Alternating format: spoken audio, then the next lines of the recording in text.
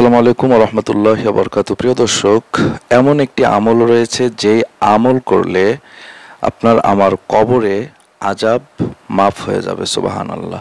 কবরের মধ্যে যদি আমাদের আযাব লিখিত হয় বা আযাব নির্ধারিত হয়, তাহলে সেই কবরের আযাব থেকে আমরা মুক্তি পেয়ে যাব।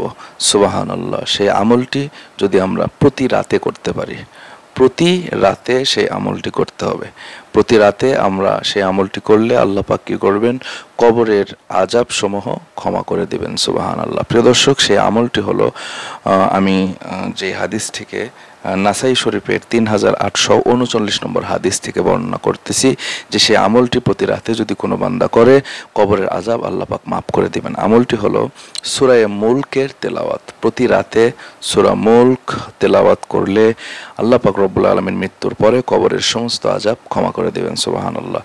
সূরা মুলকের এই আমল করলে সূরা মুলক কবরের মধ্যে গিয়ে সুপারিশ করবে যে, আল্লাহ, প্রতি রাতে আমি সূরা মুলকে তোমার এই বান্দা তেলাওয়াত করেছে, তোমার এই বান্দার কবরে আমি আযাব হতে দিব না। আর যদি তুমি আযাব এই বান্দাকে দাও, যে বান্দা আমি সূরা মুলককে তেলাওয়াত করেছে প্রতি রাতে, তাহলে কোরআন থেকে আমি সূরা মুলককে মুছে দাও। এই সূরা মুলক এভাবে সুপারিশ করতে থাকবে।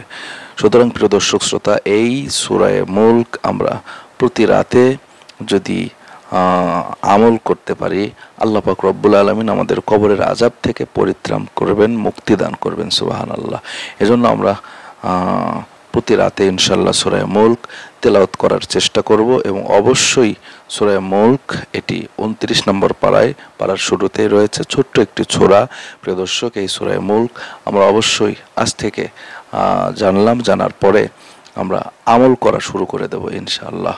আমল করা শুরু করে দেব ইনশাআল্লাহ। আল্লাহ পাক আমাদেরকে সূরা মুলক প্রতি রাতে আমল করার, তেলাওয়াত করার তৌফিক নসিব করুক। ভালো থাকবেন সবাই, সুস্থ থাকবেন। দেখা হবে নতুন আরও একটি ভিডিওতে ইনশাআল্লাহ। আসসালামু আলাইকুম ওয়া রাহমাতুল্লাহ।